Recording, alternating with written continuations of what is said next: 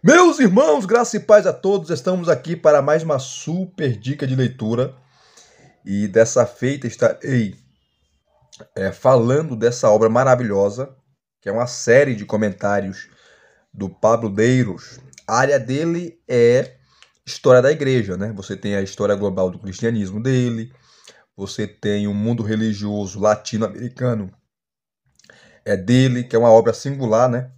Que traz aqui as religiões da América Latina. E essa série de comentários dele é do Novo Testamento, a editora Vida, que é uma editora fantástica, está trazendo, né, para nós. E nós temos aí o comentário, os 4 evangelhos comentados, Atos e Romanos. Atos e Romanos. E esse comentário de Marcos é maravilhoso porque toda a série do Deiros, Pablo Deiros, e dos outros que virão, né, serão publicados, lançados, na verdade, são expositivos. São comentários expositivos. Então, novo comentário bíblico Vida, Marcos, o Evangelho do Poder, de Pablo Deiros. Todos são capa dura, todos são capa dura. E aqui você tem os pontos fundamentais desses comentários. Ó, características singulares dessa obra.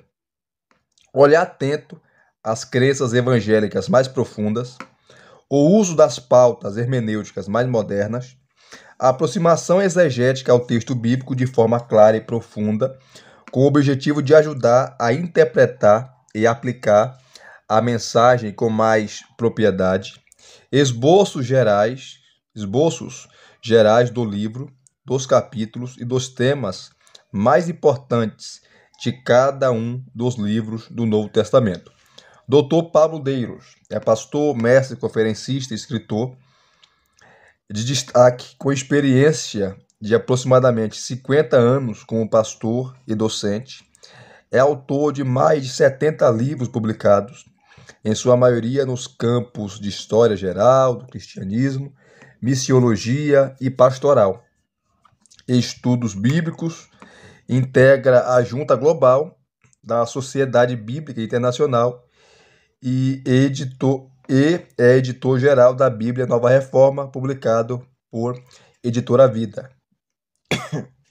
Preparado a partir do texto bíblico para aprender, ensinar e pregar. E o interessante desse comentário que ele o aplica, né? Trazendo aí o contexto, o nosso contexto, né? Da América Latina. Isso que é um dos destaques principais desse comentário. A série completa, que será ainda publicada, né? Como eu falei, nós temos aí, ó, publicado até agora os 4 evangelhos, Atos e Romanos. Falta os Coríntios, enfim, mas no total são 15 volumes. 15 volumes que eu não sei se esse ano eles vão publicar mais um, né? Eu não sei. Eu não tenho contato com a Editora Vida, mas espero que sim, porque é uma série maravilhosa, maravilhosa. Expositiva. Tá aqui. Aí você tem um sumário e outro destaque. Outro destaque o sumário é bem exaustivo e as introduções que ele dá também aos livros é bem exaustiva mesmo. Ele trabalha todas as questões históricas, de data, autoria e por aí vai. Como aqui, ó. Você tem a introdução, como é o livro, quem foi Marcos, por que ele escreveu o Evangelho, quando escreveu esse Evangelho, quem foram os seus primeiros leitores, qual é o ensinamento de Marcos, qual é a mensagem essencial de Marcos, qual é o desafio permanente de Marcos, como ler o Evangelho de Marcos hoje. Então, lembrando que já é um ponto pacífico na academia, que Marcos foi o primeiro evangelho a ser escrito. Aí ele vai dividir, isso aqui é maravilhoso, tá? Isso aqui é maravilhoso, porque o sumário dele é diferente dos outros sumários de comentários bíblicos que nós temos de Marcos, de qualquer livro da Escritura. Por quê? Ele vai dividir por blocos. O bloco 1, ou unidade 1, ele vai trabalhar o Evangelho do Reino. Então, capítulo 1, o reino de Deus está presente. Essa é a mensagem de Marcos, né? Então você tem aqui, ó, a preparação para o Messias, que é o capítulo 1, do versículos 1 a 8, e o capítulo 6, do 14 a 29. É o primeiro bloco, que é onde ele vai tratar sobre o reino de Deus no Evangelho de Marcos. Então tá aqui, ó. O princípio do Evangelho, como eu falei, é o comentário expositivo. Capítulo 1, versículos 1 e 2. O ministério de João Batista, capítulo 1, do 3 a 8. E a morte de João Batista. Tá? Então, ele vai trabalhar aqui o reino de Deus, no Evangelho de Marcos, os capítulos que trabalham o reino de Deus. Essa é a diferencial desse comentário. Tá? Trabalha por temas. E o ministério de João Batista. Depois você tem aqui, ó, a preparação do Messias. Aí você tem o batismo de Jesus, a tentação de Jesus, que você vai ver mais em detalhes em Mateus e Lucas, né? Chamado aí os sinóticos. Significa visão em conjunto, ou semelhantes. Marcos escreveu o primeiro evangelho e Lucas e Mateus usaram Marcos como fonte. Só que eles ampliam aquilo que Marcos, as informações que Marcos não dá sobre o batismo de Jesus, sobre o ministério de João Batista, sobre a sua tentação, Mateus e Lucas irão dar. Então, bem detalhado aqui o sumário, tá? Como aqui, a mensagem do Messias, capítulo 1, versículos 14 e 15. Um comentário maravilhoso. Para mim, é o melhor comentário expositivo de Marcos. Tá? Porque ele detalha, ele esmiuça o texto. E tem mais, ele faz exegese do grego, e vocês verão aqui. Então aí, ó. Qual é a mensagem do Messias? Ele coloca aí, a mensagem é anunciada, o tempo é chegado, o reino de Deus está próximo, o evangelho é pregado. A autoridade do Messias. Aí vai trabalhando. A missão do Messias, tá? Os milagres do Messias, aqui ele trabalha os milagres, né? Em Marcos. Aí vai o capítulo 2, ó, o poder de Jesus sobre as enfermidades. Então ele vai trabalhar só as enfermidades, tá? Ele não trabalha, os outros comentários trabalham naquela sequência lógica, né? Capítulo 1, capítulo 2. Não, ele não, é diferente. Então ele trabalha as enfermidades, os milagres, as parábolas. Então ele trabalha por sessão. É maravilhoso. Aqui, o poder de Jesus sobre as enfermidades. Ó. Jesus cura uma mulher febril. Jesus cura muitos enfermos. Aí tem a passagem. Jesus cura um leproso. Jesus cura um paralítico. Jesus cura um homem com a mão atrofiada. Jesus cura multidões. Jesus cura uma mulher enferma. Tá? Aí ele trabalha todo o capítulo, né? Fazendo uma exposição fantástica e aplicações poderosas. Jesus cura nas praças. Jesus cura um surdo e gago. E essa cura aqui do surdo e gago só tem Marcos, né? É um dos poucos textos que é autêntico, né? Ou melhor, usei a expressão errada, que você só encontra em Marcos. Porque 90 a 95% do Evangelho de Marcos você vai encontrar em Lucas e Mateus, que é uma versão mais estendida desse Evangelho, vamos dizer assim. Que Lucas e Mateus usou Marcos como fonte. Ó, a cura de um cego. Jesus cura o cego Bartimeu. Então, o capítulo 2, ele trabalha essa temática, né? Trabalhando aí as curas, os milagres de Jesus nesse maravilhoso evangelho. Deixa eu pastar bem aqui porque a imagem está embaçada.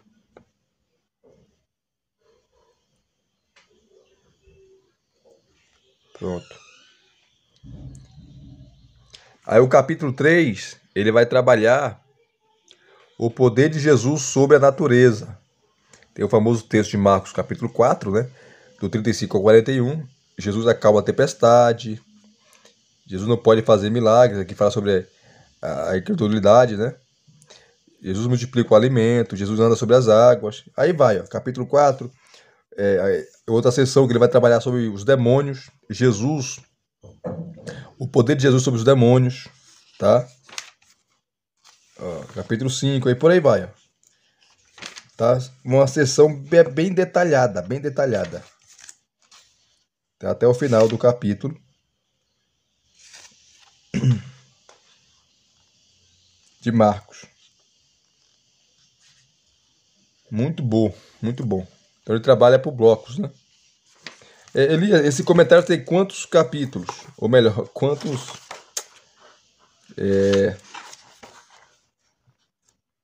quantas páginas? Total aí, ó, 494 páginas. 494 páginas. Então, quase 500 páginas. Um comentário maravilhoso. E como é um comentário grande, né, gente? Ó, é grande, né? Então, você tem bastante espaço para escrever. Se fosse menor, teria mais páginas, né? Então, você tem a introdução, como é o livro, quem foi Marcos, que ele vai trabalhar um pouco a história da igreja, né? E principalmente a Bíblia, para falar que Marcos, esse Marcos ele era sobrinho de Barnabé, Barnabé era tio dele, acompanhou Paulo e Barnabé da primeira viagem missionária, sua mãe era Maria, o nome da sua mãe, tá? Tudo isso aqui ele vai falar. Informações importantíssimas, né? Sobre Marcos. E quem já viu outros reviews que eu fiz aqui, de Romanos, de Atos, dessa série, ele vai citar no decorrer, tanto da introdução ou dos comentários, grandes autores, grandes teólogos. Como nesse caso aqui, ele vai citar Alessandro Pronzato. Ele vai citar frases, ele vai citar citações de teólogos o tempo todo, enriquecendo o comentário, né? Os seus comentários. Aqui ele vai citar, ó, Eusébio de Cesareia, tá?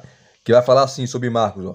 Marcos, que foi intérprete de Pedro, pôs por escrito ainda, que não em ordem, tudo do que se lembrava que o Senhor havia dito e feito, porque ele não tinha ouvido o Senhor nem o seguira, mas, como já disse, seguiu Pedro mais tarde, o qual transmitia seus ensinos conforme a necessidade, não como quem pretendia fazer um compêndio das palavras do Senhor.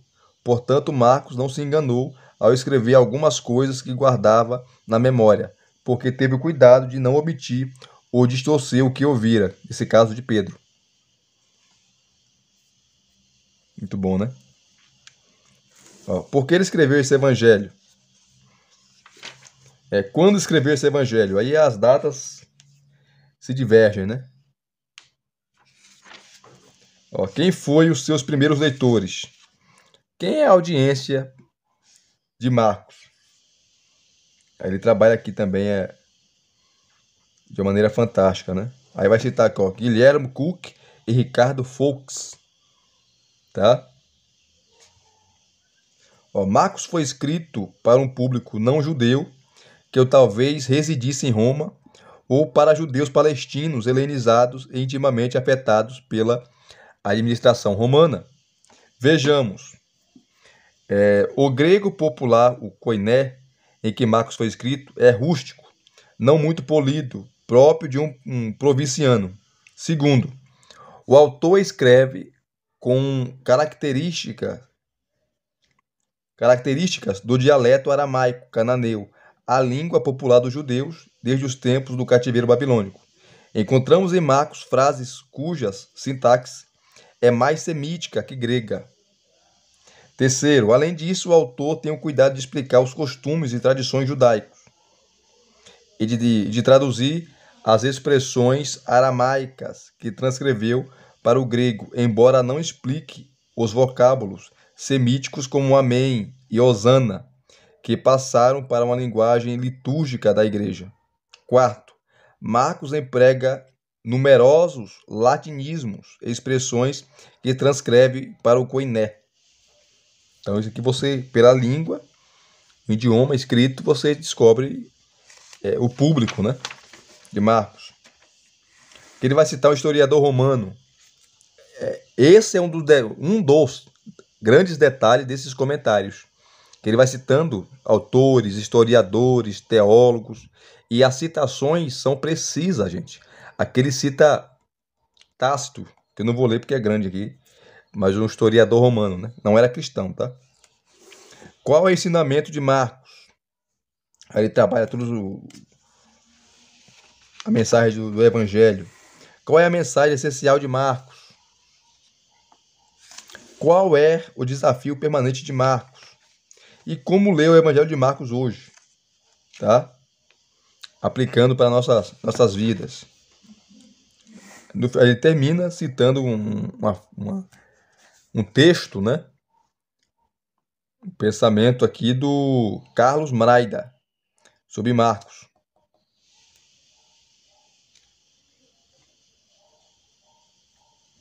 Aí vem unidade 1, o Evangelho do Reino. Ele vai trabalhar esse tema do reino em Marcos. Você tem aqui uma introdução ao capítulo, a sessão, né? Aí ele vai citar um teólogo, Ernest Best. É assim o tempo todo. E todas essas citações, leia, porque vai corroborar com o tema que ele vai abordar ou está abordando. O capítulo, o comentário e por aí vai. Tá? Agora ele vai começar aqui, o capítulo 1. O reino de Deus está presente, onde ele trabalha os capítulos 1 até o capítulo 6. Tá? Ele começa com uma introdução e aí ele começa agora a trabalhar. Como aqui, ó. Mas antes de começar a trabalhar, ele fala aqui, ó. 6 coisas se destacam nos versículos que analisaremos nesse capítulo. Primeiro, a preparação do Messias. Segundo, a preparação do Messias.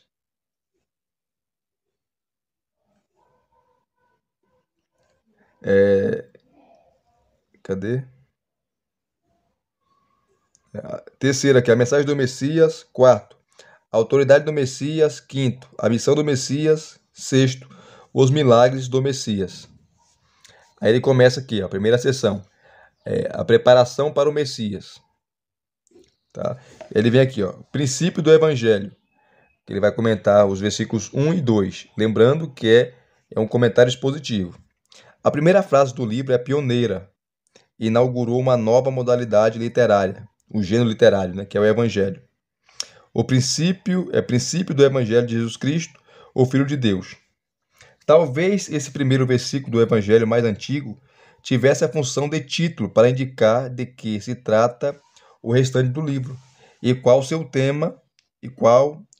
Lembrando que o Evangelho não foi uma criação de Marcos, tá? Já existia as boas novas. O Roma tinha o seu Evangelho. Roma tinha as suas boas novas. Roma tinha o seu senhor, que era o imperador. O imperador era chamado de senhor, que no grego é Kyrios.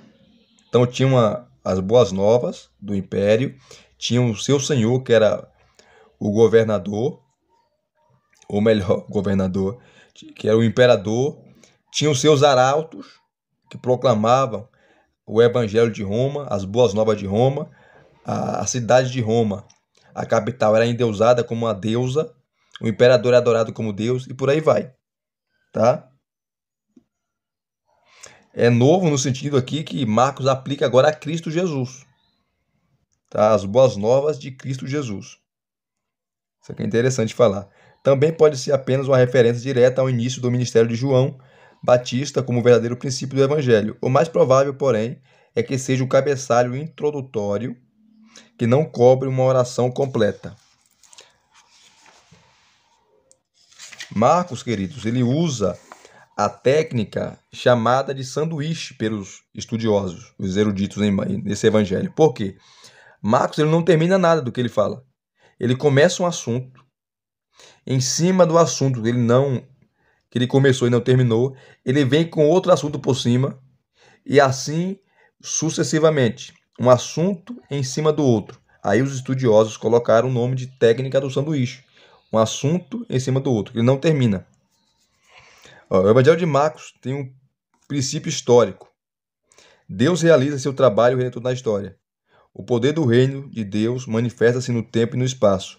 Note-se que a história não começa com o nascimento de Jesus em Belém, mas antes disso, 3 coisas merecem destaque aqui. Comentando só o versículo 1, olha a exposição fantástica. Primeiro, o Evangelho. O livro é intitulado Evangelho, ou Boas Notícias, Boas Novas. A palavra grega evangelion significa literalmente a boa notícia. O termo pode se referir, primeiro, ao livro que estamos estudando, que é Marcos. Segundo, a mensagem pregada por Jesus. Terceiro, a boa notícia que proclamamos sobre Jesus. Aqui Marcos se refere ao terceiro item, que é a boa notícia que proclamamos sobre Jesus.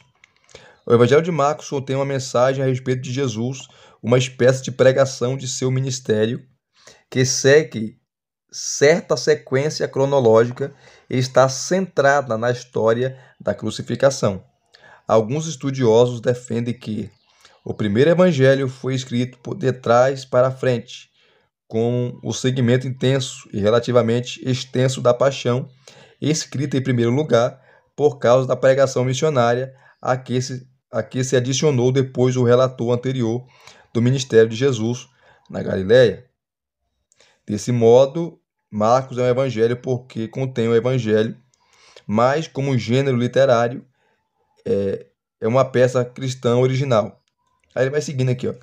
A segunda coisa desse evangelho aqui, ó, Jesus Cristo. Trata-se de um nome composto no grego, Iesu Cristo. Jesus era um nome comum entre os judeus e significa Salvador. O historiador judeu Flávio Joséfo menciona mais de 20 pessoas com esse nome, mas no século II deixou de ser usado em quase todas as culturas porque era entendido como um nome que está acima de todo nome. Cristo é a tradução grega do Messias hebraico e significa ungido de Deus. A apresentação de Jesus como Cristo é um dos temas cruciais do Evangelho de Marcos. Ao unir ambos os nomes, Marcos estava dizendo que Jesus era o Messias aguardado pelos judeus para a libertação deles. Para nós hoje, Jesus liberta não só os judeus, mas também os gentios, mas o faz por meio de sua morte na cruz. Não pela força, e isso nos liberta não de um poder político ou humano, mas do poder do pecado e de Satanás. Aqui ele cita mais uma vez Guilherme Cook e Ricardo Foulkes sobre esse comentário. Tá? E a terceira expressão em Marcos, né? Filho de Deus. Alguns manuscritos antigos e os primeiros pais da igreja omitem a expressão o Filho de Deus. No grego é Huio Theo, Filho de Deus, adicionada à frase anterior. A maioria das melhores fontes, no entanto, incluem. Pode ter sido um acréscimo de algum escriba. No entanto, é mais provável que pertencesse ao autógrafo. O autógrafo é o escrito de Marcos original. Se perdeu, né? Nós temos cópias.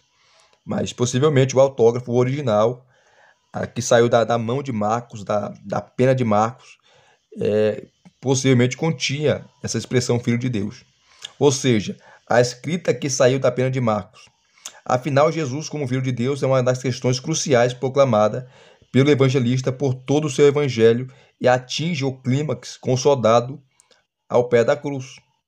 Além disso, Marcos sabia que Jesus era o Filho de Deus. Sabia disso porque na época em que escreveu vários anos, se haviam passado desde a morte e a ressurreição e a ascensão do Senhor. E uma teologia incipiente à luz do testemunho apostólico já fora desenvolvida pela igreja. Tá? Maravilhoso, né? Aí ele vai comentar agora o versículo 2. O Evangelho de Marcos tem um princípio profético. O evangelista proclamou as boas novas de Jesus Cristo. E o proclamador João Batista, versos 2 a 11, anunciou as boas novas do reino. Dessa forma, as duas mensagens, ou evangelho, estão naturalmente interligadas. Aí ele vai comentando. Aí entra o comentário agora do ministério de João Batista, capítulo 1, versos 3 a 8. Tá? Aí ele vai esmiuçar aqui, ó. Vai dividir aqui as subdivisões como João Batista foi um pregador pioneiro, versos 3 a 5. A voz que clama no deserto, Isaías 43. Ele que abre o caminho do Messias. Quando Jesus chegou, já estava pavimentado, porque alguém abriu o caminho. E esse alguém foi João Batista. Tá?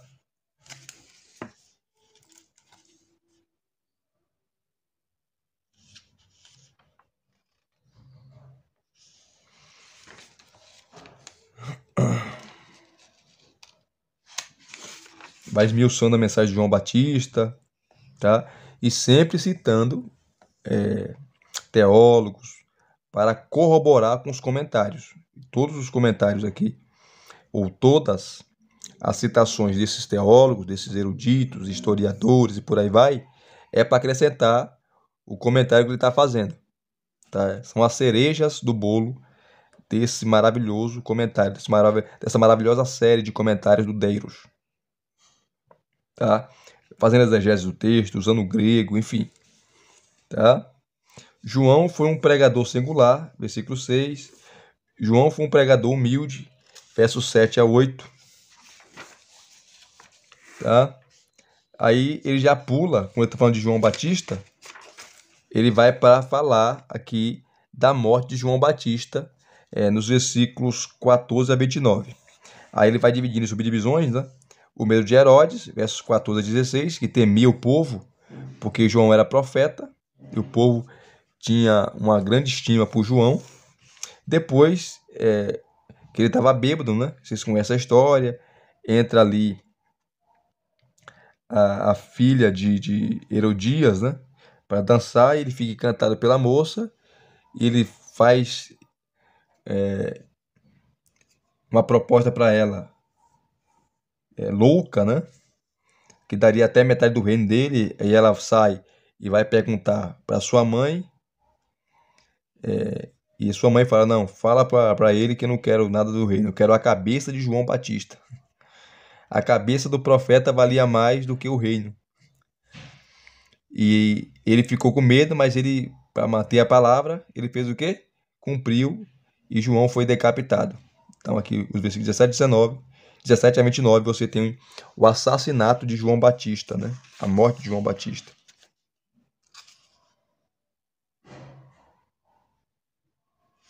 Aí ele vai esmiuçando o texto, tá? Aqui, ó, como eu falei que é um comentário expositivo, você tem aqui, ó, por que João Batista morreu também, né? Porque ele denunciou. Herodes estava com a mulher do irmão dele, tá? Tá nos versículos 18 e 19. Aí ele vai esmiuçando aqui, ó. Depois ele vai falar sobre o caráter de Herodes, versículos 20 a 23, que era o caráter do pai, Herodes o Grande, né? Tinha o mesmo caráter do pai, maquiavélico, né? Era um mau caráter. Versículos 20 a 23 e versículo 26. Tá? Depois você vai ter aqui, ó, a perversidade de Herodias e de sua filha, versos 24, 25, 27 e 28. Olha, ele faz uma exposição fantástica, porque ela poderia pedir uma metade do reino. Ah, que o senhor prometeu, Herodes, vou querer metade do reino para mim. E o Herodes daria. Mas a cabeça do profeta valia mais do que o reino. Meu irmão, falar a verdade custa a cabeça, né? Até hoje é assim. Vai pregar a verdade para você ver. Você tá lascado, irmão. Aí continua aqui, ó.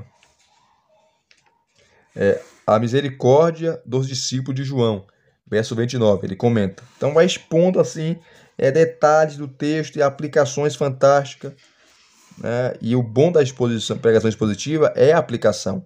Você lê o texto, você explica o texto e você aplica o texto. Aí ele vai citar uma frase aqui sobre a morte de João Batista, né? Floyd Filson. E vocês sabem, e para aqueles também que não sabem, que até hoje nós temos lá os discípulos de João Batista, até hoje.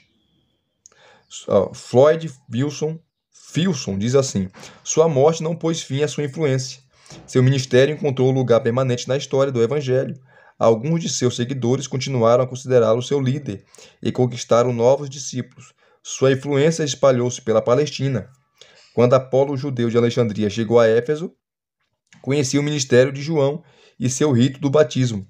Além disso, praticava o batismo como alguém que havia seguido a João. Ao que parece, não conhecia a mensagem cristã.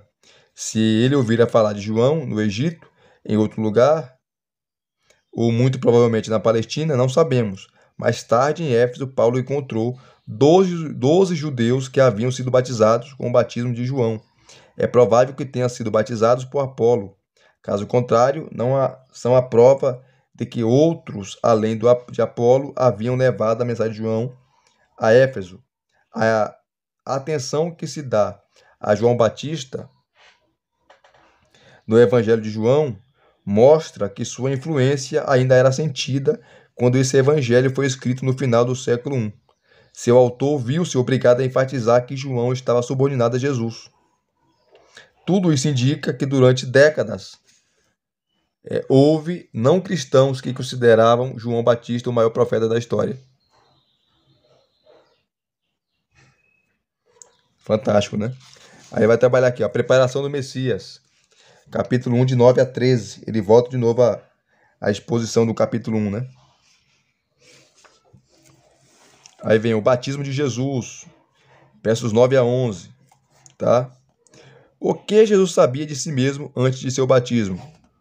Aqui ele vai citar o Rudolf Bultmann, tá? Ó, cita também F.F. Bruce. E vai comentando. Por que Jesus foi batizado? A tentação de Jesus, versos 12 e 13, de Marcos, que é bem resumido, né? Você vai encontrar em Lucas 4, Mateus 4,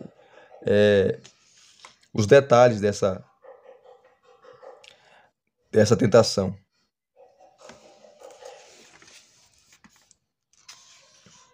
A mensagem do Messias, versículos 14 e 15.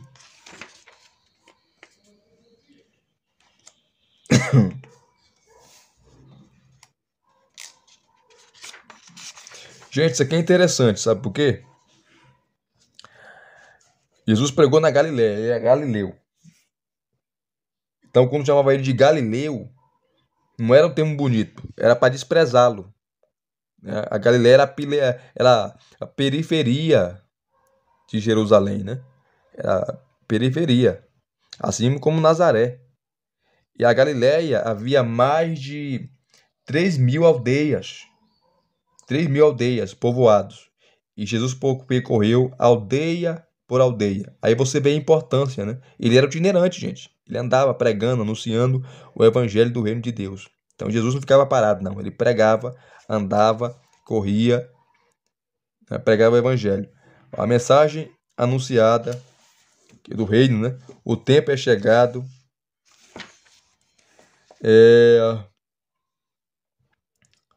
O reino de Deus está próximo. O evangelho é pregado. Então, Marcos dá muita ênfase, né, nessa questão. Depois você tem aqui, ó, a autoridade do Messias, capítulo 1, versos 21 e 22. Eu não vou ler por causa do tempo, tá, gente? Mas é um comentário bem detalhado, né? Deixa eu pegar aqui a passagem de Marcos, capítulo 4, e eu vou encerrar.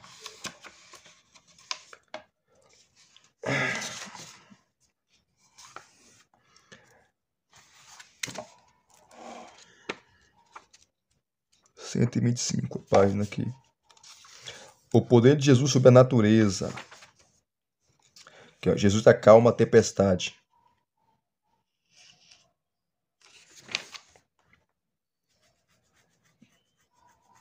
Note-se que eles estavam indo para o outro lado do lago. 35 do capítulo 4. Naquele dia, Kenei Tei Remerai. O expediente foi muito longo e desgastante para Jesus e seus discípulos. Aí ele vai explicando todo o texto aqui, ó. Tá? Note-se a presença de outros barcos, que só Marcos cita isso. Tá? Versículo 36.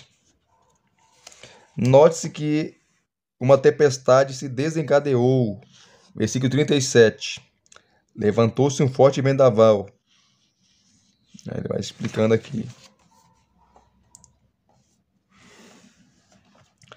Note-se o comportamento de Jesus. Ele estava dormindo, né?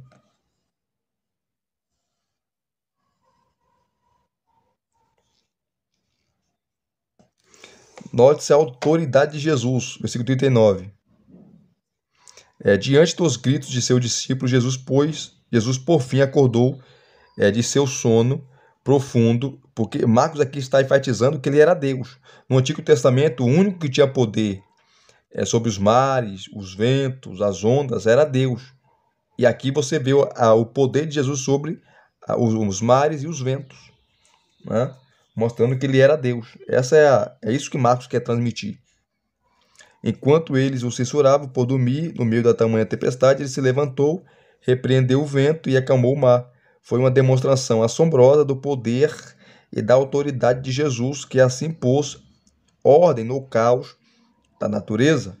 Jesus atendeu imediatamente ao pedido desesperado e não muito ortodoxo dos discípulos. Sua ordem ao mar: aquiete-se, acalme-se, foi um imperativo ativo presente, grego siopa, seguido de um imperativo passivo perfeito, que é a palavra grega pepimosso.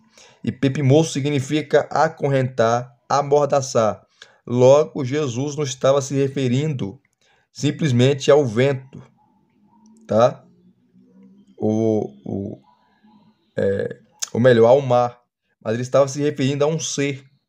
Nesse caso é o diabo. Satanás estava sendo amordaçado, acorrentado, circunscrito, engessado, porque aquela tempestade era maligna. E Jesus já repreende logo, porque ele estava indo para Gadara, né, para repreender aquela legião de demônios ali, daquele gadareno. Gadareno, tá? Então, pepimô significa isso.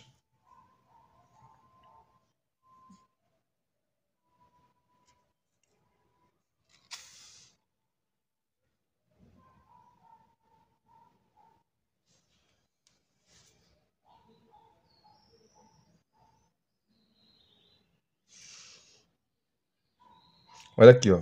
O poder de Deus que operava nele manifestou-se na autoridade de suas palavras. Aquiete-se, acalme-se. Note-se que Jesus usou exatamente as mesmas palavras que proferiu diante do endemoniado. Está no capítulo 1, versículo 25.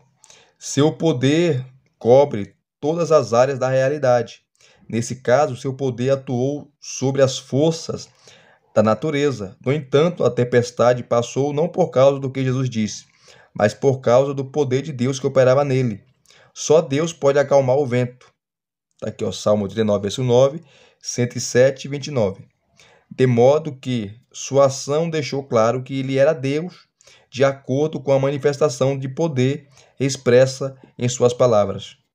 Tá? E por aí vai comentando, gente. Maravilhoso. Comentário expositivo. Tá? Se você puder ter acesso a essa série de comentários, compre, que vai te ajudar bastante nas suas exposições, pregações, ensinos e por aí vai.